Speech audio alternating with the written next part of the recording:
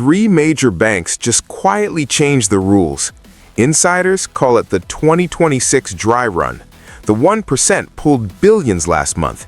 Here's the checklist they use before lines form. Welcome back to Wealth Architect. I'm Dr. Ben. You've been told to park your money in the bank and trust the system.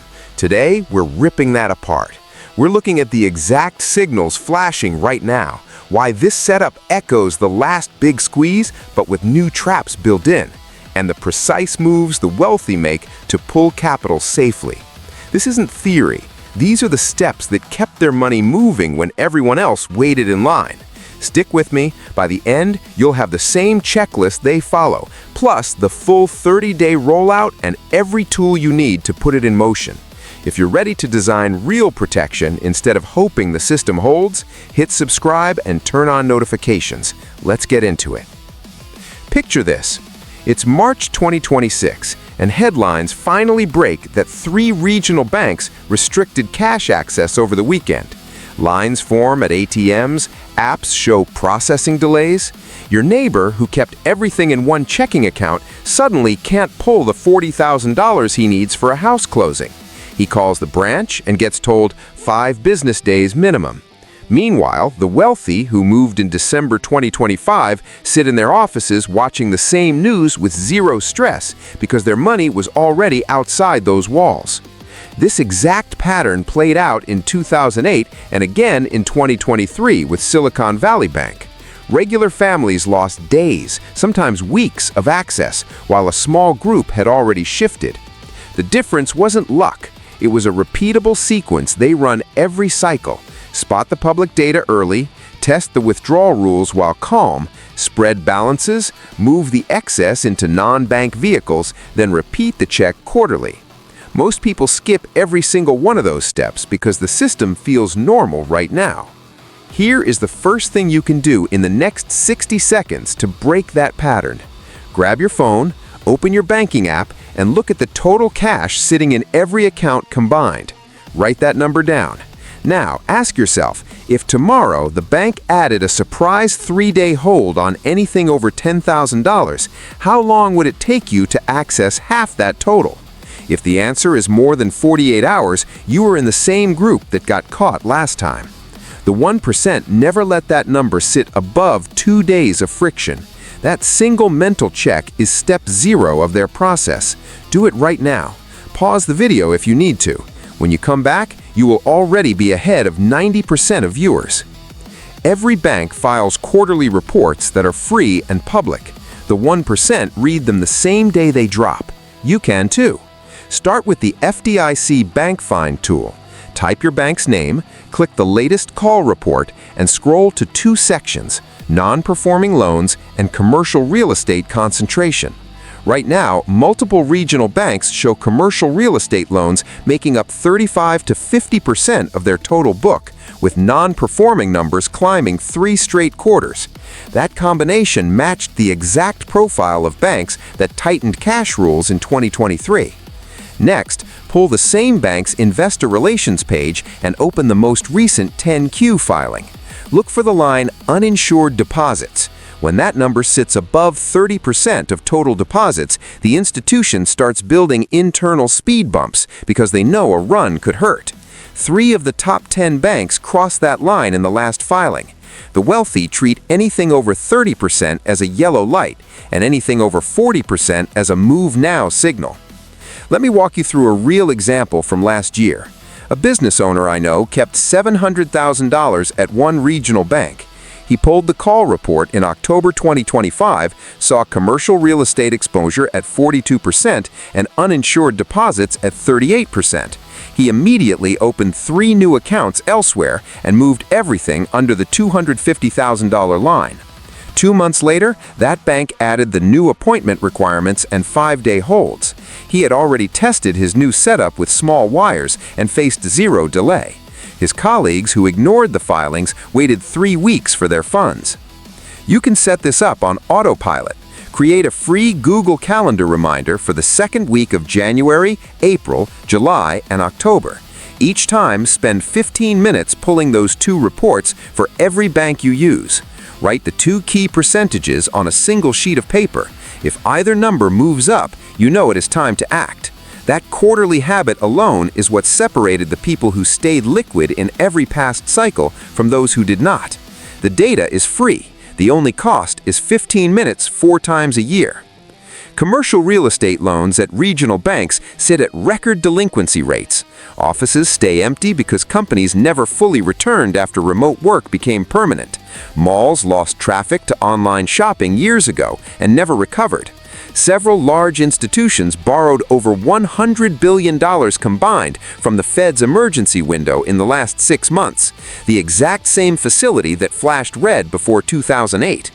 Deposit outflows at the top 4 banks reached new highs last quarter, while their commercial property books lost another 8 to 12% in marked value.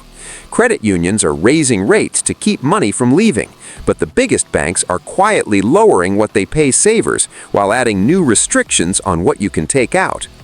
Open your own bank statement this month. See any fresh wording about liquidity management fees, extended processing for large transfers, or appointment required for cash over $5,000? That language appeared in thousands of accounts starting late 2025. The 1% track the same public filings you can pull from the FDIC website or each bank's investor page. They watch the percentage of uninsured deposits, anything above the $250,000 limit per account. When that climbs past 30% at one institution, they begin shifting. Right now, 3 of the top 10 banks sit in that zone. Here is the exact tracker you can copy today. Open FDIC Bank Find, enter your bank, download the latest call report, and check 2 lines only: non-performing loans and brokered deposits. Rising numbers on both mean pressure is building. The wealthy run this check every quarter. Set a phone reminder and it takes under 10 minutes. One family I worked with caught their bank's exposure climbing in early 2025, moved their excess to Treasury accounts, and watched the same bank later restrict cash while their own money stayed fully available. The signals sit in plain sight. The only question is who reads them before the evening news does. January 2026 brought updated Federal Reserve operating circulars most customers never noticed. Banks turned those pages into new internal policies you feel immediately. Cash withdrawals from $3,000 to $10,000 now trigger extra review layers under refreshed anti-money laundering rules. Many branches require appointments at least 2 business days ahead for anything over $5,000 in cash. No more same-day walk-ins. New internal holds let them pause disbursements up to 5 business days if the amount or pattern looks unusual, even on accounts that are fully verified. Reporting thresholds dropped internally. Transactions that once stayed quiet now generate extra forms sent to regulators, putting a digital flag on your file that slows every future request. High balance accounts show real shrinkage while the banks report steady total deposits. The difference is the quiet migration to non-bank vehicles. The 1% moved billions last month without hitting any of these new layers. Let me show you exactly how this feels in real life. You need $15,000 cash for a down payment. Under old rules, you might have it same day. Now the app flags it, the branch books you for later in the week, and the hold clock starts ticking. Multiply that friction by thousands of customers, and you understand why lines form fast once fear spreads. The wealthy avoid the trap by moving in smaller planned chunks across multiple accounts and using wires to brokerages or money market funds that sit outside those rules. They test the system every month with $2,000 moves so the pattern looks ordinary long before any pressure hits. Start your own test today. Pick one account, schedule a $1,500 cash request through the app, and time exactly how long it takes from click to cash in hand. Write down every question the bank asks. Repeat the test quarterly. You will see the friction building months before most people notice. The 1% treat these new rules as a known cost and plan around them. You now have the same testing method. In 2008, banks posted strong balance sheets until liquidity disappeared in weeks. Bear Stearns collapsed in March, Lehman in September. Money market funds broke the buck, and customers suddenly faced withdrawal limits. The parallel today is unmistakable. Commercial real estate plays the role subprime mortgages once did. Regional banks carry heavy exposure, and emergency borrowing from the Fed is climbing again. The difference is the preparation already in place. In 2008, you could still walk in and pull reasonable cash relatively fast. The appointment rules, 5-day holds, and extra reporting layers we just covered are already locked in before any public panic. Insiders confirmed the 1% started shifting billions out of traditional checking and savings in late 2025 in calm stages. They moved into assets that never sit inside one bank's balance sheet: short-term treasuries, private credit funds, and physical holdings. Lay the timelines next to each other. In 2008, the first cracks appeared in mortgage-backed securities in early 2007. By mid-2008, deposit runs hit smaller institutions. In 2025, we watched office loan defaults climb, 3 regional banks tighten cash quietly, and the same Fed window reopen for billions. The wealthy who studied 2008 created checklists that triggered at the first sign of rising non-performing loans. They never waited for headlines. Pull your bank's most recent 10Q or call report right now. Compare its commercial real estate concentration to the 2007 numbers for banks that later failed. If the percentage is climbing and uninsured deposits are high, treat it as your personal early 2007 moment. The 1% already did. They moved early and kept full access while others stood in lines. You now hold the same timeline reference and can act on it today. This is the 10-point list they actually follow, the same one that protected billions last month. First, they track every bank's commercial real estate exposure and Fed borrowing levels from public filings. Second, they keep every account at or below the $250,000 FDIC limit across every institution. Third, they run small test withdrawals monthly to map the new processing times without raising flags. Fourth, they shift excess cash into vehicles outside traditional bank balance sheets, Treasury-only money markets, physical metals, or private short-term notes. Fifth, they maintain relationships with private banking teams that quietly offer higher limits and faster wires when conditions tighten. Sixth, they review their total liquidity picture every 90 days, cash, credit lines, and liquid assets combined. Seventh, they avoid concentrating more than 20% of net worth in any single financial institution. Eighth, they keep printed copies of account numbers, routing details, and contact names offline in case apps go down. Ninth, they practice the exact wire instructions to their brokerage or gold dealer, so the process takes minutes, not hours. 10th, they never move everything at once. Staged transfers over weeks look normal and avoid extra scrutiny. Take a blank sheet of paper or open a Notes app and run through it with your own numbers right now. List every bank account and its current balance. Circle any above $250,000. Next, to each, write the commercial real estate exposure percentage from the latest report. If any bank scores high on exposure and you sit above the limit, that is your immediate flag. The 1% treat this checklist like a pre-flight routine. You can print the clean version from the link in the description and follow the exact same steps starting this weekend.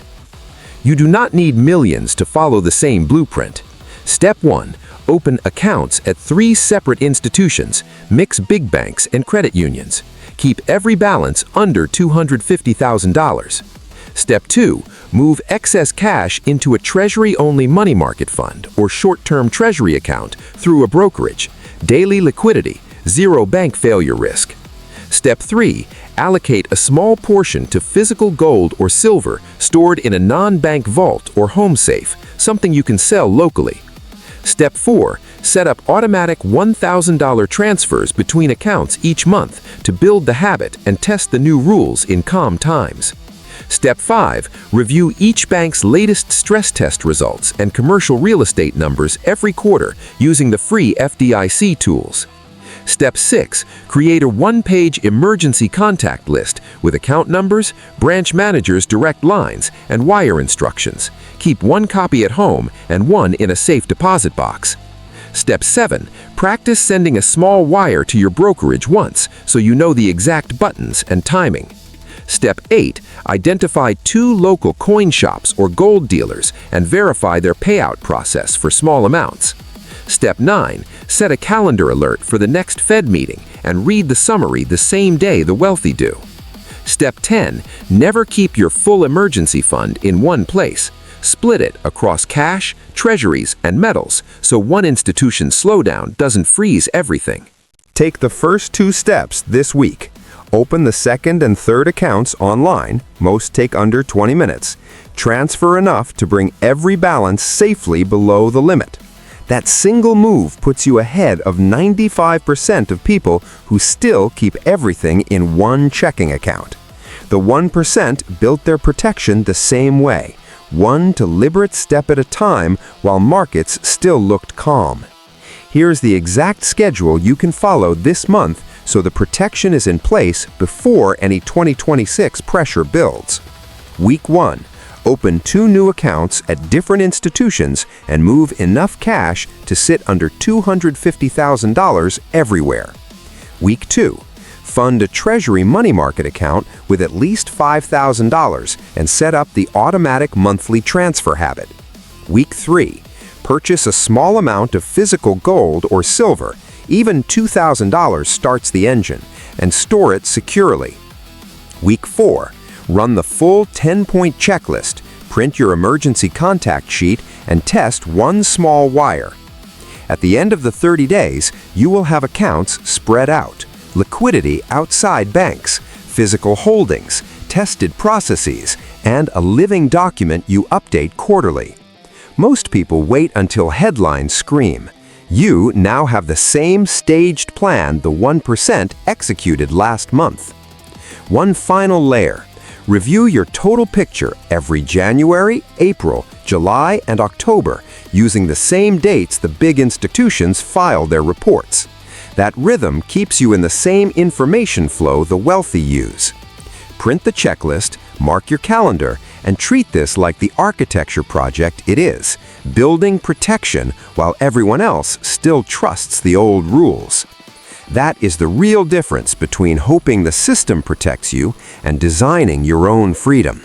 The red flags are flashing, the rules changed quietly, and the wealthy already acted.